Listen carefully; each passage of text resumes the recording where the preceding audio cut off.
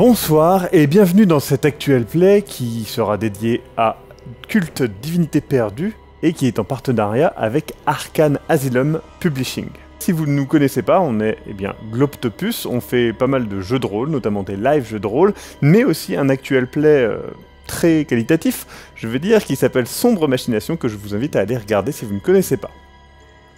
Pour cette partie, je serai avec Sir Mascox, CC Trouille et Eric Da Silva. Nous serons à Los Angeles, aux États-Unis, en 2018. Et voici les personnages. Mira Cavendish, 36 ans. Travaille pour le FBI à Chicago en tant qu'agent de terrain. Elle est fiable, mais elle est prête à tout pour suivre son instinct.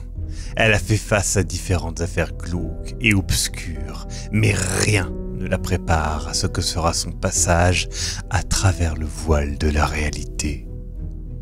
Robin Peterson, 38 ans, flic raté de Los Angeles qui par la force des choses est devenu un pourri. Rien de méchant, selon lui, comme son problème de cacheton, rien à voir avec une addiction, simplement un problème de dos. C'est un beau parleur, c'est certain. Mais peut-on argumenter face à l'horreur qui l'attend derrière le voile de la vérité? Adam Frischberg, 26 ans. Vagabond sans autre but que de survivre. Il a fui un hôpital psychiatrique où on le traitait de fou. Mais il sait qu'il y a plus qu'une maladie mentale derrière ses voix, derrière ses visions. Et puis maintenant, il a sa petite routine dans les rues de Los Angeles. Espérons qu'elle lui serve quand il devra confronter ce qui se cache derrière le voile de la réalité. Mira Cavendish, il y a de cela quelques semaines, ton père t'a émis des doutes qu'il avait, des préoccupations. En effet, il tient une soupe populaire à Los Angeles où il nourrit les personnes sans domicile fixe, les vagabonds. Mais, car tu travailles au FBI à Chicago, il t'a fait part de ses doutes par rapport à des disparitions. En effet, plusieurs de ses clients, si j'ose dire, mais ce sont plus des connaissances, ont disparu.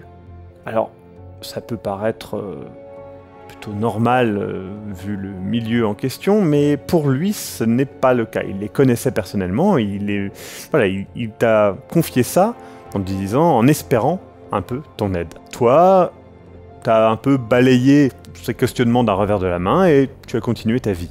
Malheureusement, il y a de cela quelques jours, il a arrêté de répondre au téléphone. Et sentant que quelque chose ne collait pas, tu es allé à Los Angeles. Tu as pris un congé et tu t'es rendu chez lui. Grâce au double des clés que tu avais parce qu'il ne répondait pas. Tu es rentré dans son domicile et tout était laissé en place. Par contre, tu as découvert une sorte de grand tableau où il avait collé de multiples preuves reliées par des fils rouges amenant à des photos sur un plan et tout ça parlait des disparitions. C'est alors qu'est née en toi une véritable obsession pour cette affaire. Non seulement retrouver ton père, mais aussi comprendre ce qu'il cherchait et ce qui, selon toi, l'a amené à disparaître. Tu peux voir sur ces tableaux deux indications importantes. Il parle de camion et d'un logo de tête de porc. Il parle de concurrents à sa soupe populaire, de distribution de nourriture gratuite et de gens qui disparaissent par la suite. Tu décides donc de rester chez ta cousine, Alexandra Atwata. Tout à fait. C'est presque plus une sœur, on est extrêmement proches. Tu es donc chez elle et elle t'accueille ce soir-là, alors qu'elle avait prévu une soirée avec sa femme et ses deux enfants pour aller au cinéma. Elle les laisse partir seules et reste avec toi. Tu sens qu'elle est préoccupée. Tu vois bien qu'elle sait qu'il se passe quelque chose, car tu ne lui as pas encore partagé effectivement que ton père avait disparu et les raisons du fait que tu restais là. Tu lui as pour l'instant dit que c'était des vacances, et elle trouve ça un petit peu bizarre parce que ça colle pas pour elle. Du coup, elle te prend un peu à part. Tu sens que elle cherche à lancer la discussion dans la cuisine.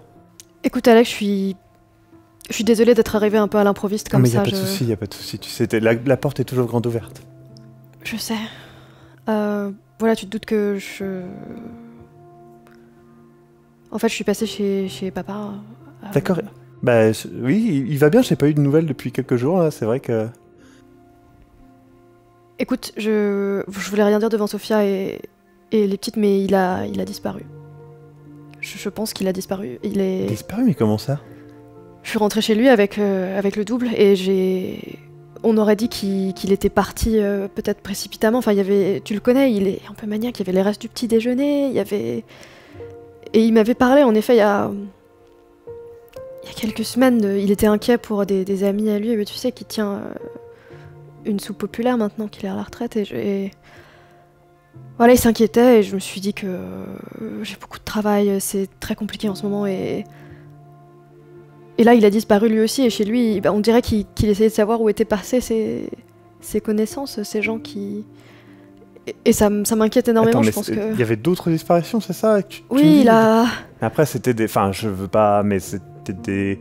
Enfin, c'était des clochards, et ils vont, ils viennent, c'est... Oui, enfin, c'était des... Il a quasiment que des réguliers, tu sais. Il les aide aussi à essayer de trouver du travail, etc. Et ça lui tient quand même très à cœur, donc chez lui, je te promets, Alex, on aurait dit un film, on dirait qu'il enquêtait, comme... Tu vois qu'elle est plus en train de, pas de mettre en question ce que tu dis, mais de mettre en question ta santé mentale, on va dire, ta fiabilité par rapport à tout ça, et elle essaie d'essayer de te ramener, de t'ancrer dans la réalité, là où toi tu pars un petit peu plus vers des questionnements sur qu'est-ce qui se trame derrière tout ça, tu vois, et elle essaie d'ancrer ça dans une réalité, et te dire non mais peut-être qu'il faudrait aller voir la police ou quelque chose comme ça. Non mais je me laisse une petite semaine pour essayer de voir si peut-être, tu sais, peut-être que je vais le retrouver, peut-être qu'il y a une explication très logique. Enfin, c'est quand même très... Mais je te promets, je préviendrai les autorités, etc. Mais là, je sens qu'il y a quelque chose et je veux pas... D'accord, je vais prévenir la police, mais je veux pas... Et surtout, ne dis rien. Je veux absolument pas que tu sois mêlé à ça. Ça a l'air...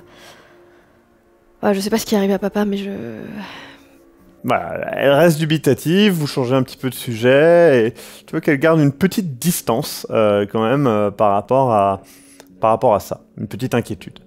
Du coup, en allant me coucher, je la prends dans mes bras et je lui dis merci, Alex, de me laisser rester. Je suis désolée, je te promets que... Ouais, j'espère que ça va vite se résoudre, enfin, tu vas retrouver ton père, parce que c'est quand même bien mystérieux tout ça. Tu vas te coucher, et comme tu le sais, tu as le désavantage cauchemar. Tu vas donc lancer ton dé. 19. Tu es donc bien au-dessus de 15, tu ne fais pas de cauchemar, même si tu es tout de même préoccupé par tout ça. Le lendemain matin, tu te réveilles. Est-ce que tu veux faire quelque chose en particulier à Los Angeles? Je me dis que je vais aller au precinct local de là où était la soupe populaire de mon père et voir si je peux prendre contact, éventuellement. Très bien. Tu vas donc au precinct dédié. Robin Peterson, ce matin, tu te réveilles. Tu as la tête dans le gaz. Encore une fois, tu es toujours sous l'influence de ton traitement. Ce qui était à l'origine des douleurs chroniques est maintenant une excuse à ton addiction, ta dépendance à ce traitement antidouleur. Alors que tu te réveilles, tu tombes sur une note de ta femme qui te dit « Appelle-moi ». Je prends mon téléphone portable et j'appelle ma femme. Très bien. Tu l'appelles et elle fait « Oui, ça va ?» Oui, ça va. Je suis juste... je suis un peu fatigué, j'ai pas très bien dormi. Ouais. Je t'appelle parce que, je comprends pas trop. J'ai eu la banquière et, j'ai vu que tu avais remboursé un des prêts, mais, comment ça, en liquide? Comment ça? Je comprends pas ce qui se passe en fait. Qu'est-ce qui... Ah, c'est juste, je me suis occupé de certaines... J'avais un petit peu de temps et je me suis dit que j'allais régler certaines factures. Je suis tombé sur les papiers du prêt et je me suis dit que j'allais en profiter pour le rembourser d'un coup et qu'on reparte à zéro. Très bien. Tu décides donc d'influencer ta femme. Tu vas donc faire un lancer, s'il te plaît, de dés et ajouter ton charisme. 11. Ta femme accepte ton excuse, mais demande plus d'informations.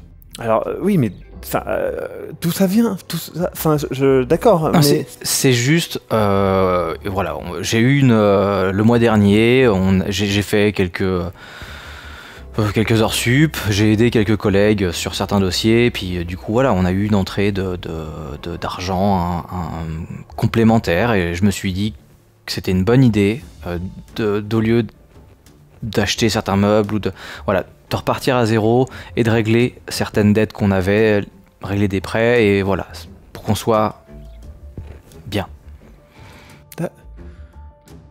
D'accord, tu vois qu'il y a un petit doute dans sa voix, mais elle raccroche. Tu constates que ta main va mécaniquement à ta boîte. Tu enquilles donc une de ces petites pilules. Elles ne te font même plus de bien à l'heure actuelle. Elles ne sont là que pour maintenir le statu quo de ton état vacillant. Et cet état vacillant amène donc, comme tu le sais, ton désavantage drogué. 9. C'est en dessous de 15 et même en dessous de 10. Je gagne donc des périls qui me permettront donc d'activer ton addiction à des moments du récit qui me sembleront opportuns. Tu vas donc au travail, à ton precinct, et alors que tu arrives, on t'explique qu'il y a quelqu'un du FBI qui est là pour toi. Tu rentres dans ton bureau et tu vois une femme rousse qui t'attend. Elle se présente, Mira Cavendish. Alors que tu attends dans son bureau, le détective, l'inspecteur, comme il s'appelle, Peterson, entre, te voit, tu te présentes, Mira Cavendish, et donc il a l'air... Voilà, tu sens qu'il a passé une nuit pas très facile, clairement. Bonjour. Bonjour. Vous allez bien, inspecteur? Oui, tout va bien, Vous voulez enchanté prendre, de... un petit café avant qu'on commence, peut-être? Avec plaisir. Histoire de le mettre un peu à l'aise, quoi. Voilà. Donc vous servez un café sans problème, voilà. Le precinct en question est poisseux. L'ambiance est un petit peu glauque. Les gens ont l'air moroses. On est le matin à Los Angeles, mais il semble faire plus sombre ici que dehors. Du coup, qu'est-ce que je peux faire pour vous aider Je suis ici par rapport à des cas de disparition. Est-ce que... J'en ai déjà entendu parler. Tout à fait. Tu as entendu parler de disparitions. Bon, on va être honnête, on est à Los Angeles, des disparitions, il y en a des tonnes. Mais effectivement, dans ton precinct et dans ta zone, tu as pas mal entendu parler de disparitions de sans-abri. Notamment par une personne qui t'en a pas mal parlé. Du coup, oui, je connais quelqu'un. C'est un sans-abri, il s'appelle Adam. Il a un petit peu les yeux partout. Je pense qu'on pourra aller le voir éventuellement pour lui parlons demander. Donc, bien des mêmes disparitions, de nombreux sans-abri qui fréquentaient une certaine soupe populaire, qui ont... Très bien. Vous voulez qu'on prenne ma voiture? Je regarde dehors, voir ça. Bon, je vois sa voiture. Tu vois sa voiture, bah c'est une caisse un peu pourrie, teint orange délavé. Allons-y. Tu rentres dans sa voiture, tu peux constater qu'il range d'une manière malhabile des boîtes de comprimés. Je le fais pas remarquer. Vous roulez un petit peu et vous arrivez dans un quartier qui est clairement un quartier où les SDF vont, un quartier pauvre, clairement pauvre, avec des bâtiments désaffectés, ce genre de choses-là. Il t'indique d'un petit signe de main la personne dont il parlait. Vous vous garez et vous allez vers lui. Adam Friesberg, encore une journée que tu passes dans la rue. C'est pas forcément facile et c'est vrai que depuis que tu as quitté volontairement, sans vraiment demander, cet asile, tu passes tes journées dans les rues. Tu as quelques amis, notamment Alexander qui régulièrement te passe une tasse de café qu'il a pris, on va dire, sur la réserve qui reste, et tu vas justement dans ce petit café, mais tu ne vois pas Alexander, et immédiatement, par contre, tu peux voir le patron d'Alexander qui arrive et qui te regarde. L'espace d'un instant, tu vois encore une fois son visage animé d'une haine presque comme si tu avais commis un crime sous ses yeux. Et il fait... Alors, tu viens voir ton pote, c'est ça, hein? Tu viens voir Alexander, hein? Hein? Ouais. Il te tape sur l'épaule comme ça. Il est pas là Tu aujourd'hui. veux du café gratos, c'est ça? Tu te fous de ma gueule? Non, il est pas là aujourd'hui. Parce qu'Alexander, il file du café gratos à des connards dans ton genre. Hein? Ah, ça c'est sûr.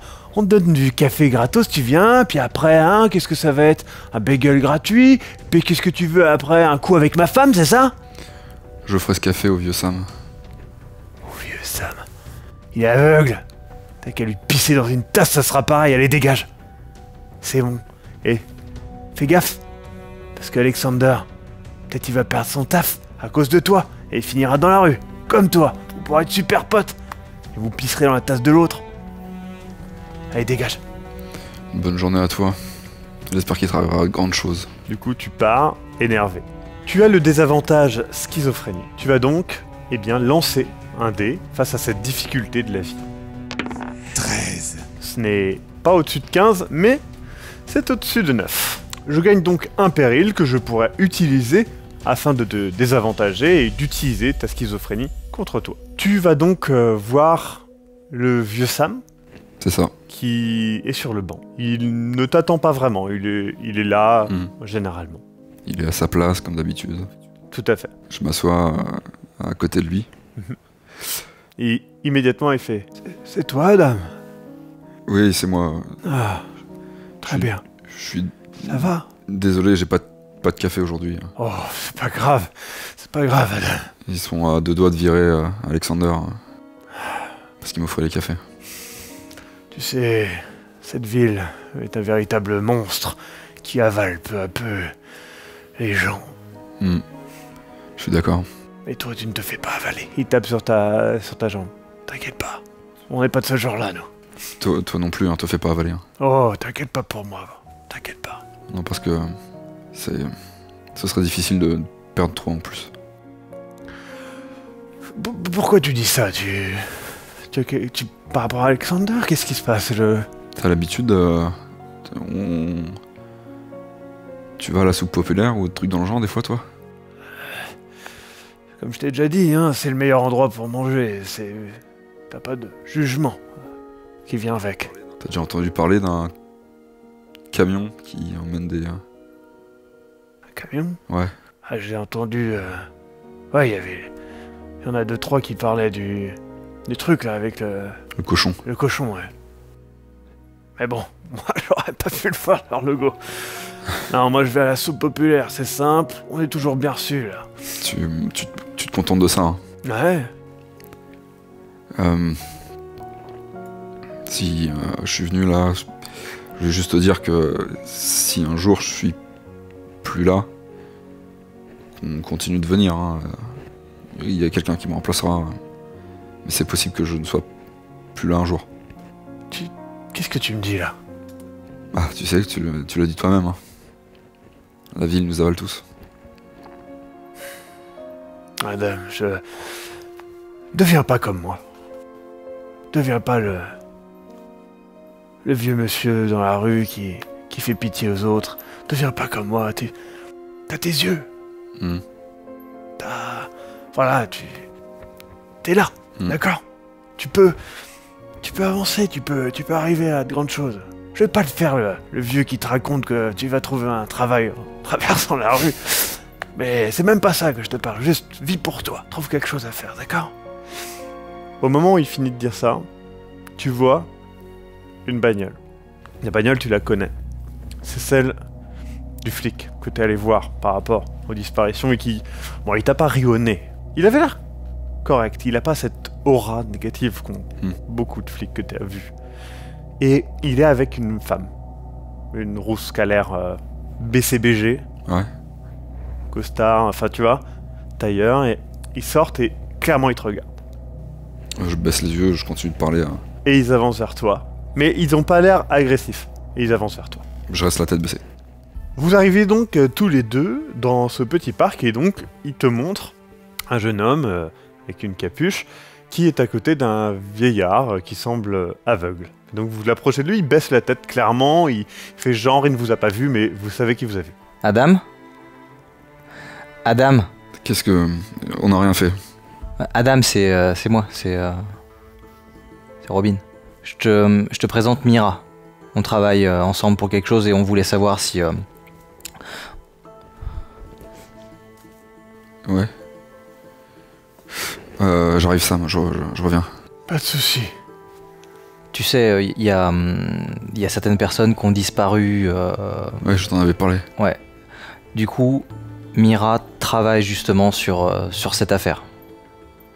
On s'est dit qu'on pouvait venir te poser quelques petites questions. Tout va bien, t'inquiète pas, c'est juste...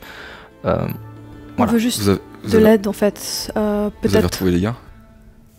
Non, alors. Est-ce que. Donc vous connaissiez certains des disparus? Ouais, quelques-uns, ouais. Enfin, ouais, j'ai entendu des histoires. Je pourrais même demander au vieux Sam, mais quelques gars qui étaient à l'habitude de... avec qui on avait l'habitude de traîner de temps en temps, ils ont parlé d'une histoire de camtar avec un cochon dessus et... Une soupe populaire, quelque chose de similaire. Ouais, en tout cas, c'est ce qui les a attirés, quoi. Et puis... Est-ce que plus vous aucune l'avez nouvelle, quoi. Vous l'avez vu, ce camion, vous? Je crois, je sais pas, j'en sais rien, en vrai. Est-ce que vous savez à peu près dans quel coin il opère? Je pourrais demander à des gars dans le coin, ça commence un peu à tourner, mais... Vous diriez qu'il y a eu beaucoup de disparitions ces derniers temps? En tout cas, dans mon entourage, quelques-unes, ouais. Faut que ça devienne inquiétant et que j'aille vous en parler. Enfin... Tu m'avais dit, mais j'ai un petit peu... C'était quelque chose qui était, je sais pas, relié à... Ces personnes avaient des dettes peut-être, ou tu sais... Des paumés comme moi. N'importe quel trou du cul qui traîne dans la rue et qui crève la dalle, il va y aller... Et si vous deviez chercher ce camion, vous sauriez où le trouver? Je pourrais demander en tout cas. Où? Du coup, tu... Ouais, je vais utiliser mes contacts, ouais. Ouais. Donc, tu utilises tes contacts, voilà, vous le voyez, il va s'éloigner un petit peu, parler à quelques personnes qui sont dans une rue. 4. Donc, vous le voyez, vous êtes à une distance un petit peu, vous voyez, ils s'approchent et tout, donc t'en as qui sont là, qui te regardent, tu les connais pas spécialement, voilà, et vous connaissez par, on va dire, apparence, mais voilà. Du coup, ils te regardent, un petit peu méfiants. T'as entendu parler du camion là? Un camion avec le cochon. Tu vois qu'ils se regardent un petit peu tous et... J'en peux plus, je crève la dalle, il faut qu'on y aille là, il faut que j'y aille. Eh mais le mec, ceux qui rentrent dans le camion, ils partent avec le camion, on sait pas où et on les revoit pas. C'est ça où je crève de faim. Le camion, il va toujours... et là, t'en as un qui arrive, beaucoup plus baraque que les autres. Et qui fait, mec, moi j'ai un de mes potes qui est rentré là-dedans, il l'a trouvé là-bas, là, près du parc. Hein? Ah, ça c'est sûr, ça passe le soir, ça chope les gens, et ça se barre, tu fais partie, tu veux qu'on se barre avec eux, Non, et ça non, t'essaies de nous amener dans le camion? Non, je veux pas t'amener dans le camion, je veux y aller moi. Pourquoi t'es avec les deux putains? Et là, tu vois, ils se regardent tous et tout. Putain, ils commencent à... Non, les gars, ils essaient de nous aider. Ah ouais, et tu vas avec deux putains de keufs. Ils essaient de nous Et aider. tu sais, ils te font des bras d'honneur, etc. Je fais un pas je me rapproche un peu de lui. Ok, ils se commencent à tous se barrer. Et c'est à faire putain, vite Et ils se barrent, non, à cab, et tout se barrent. C'est pas grave, Adam, on va...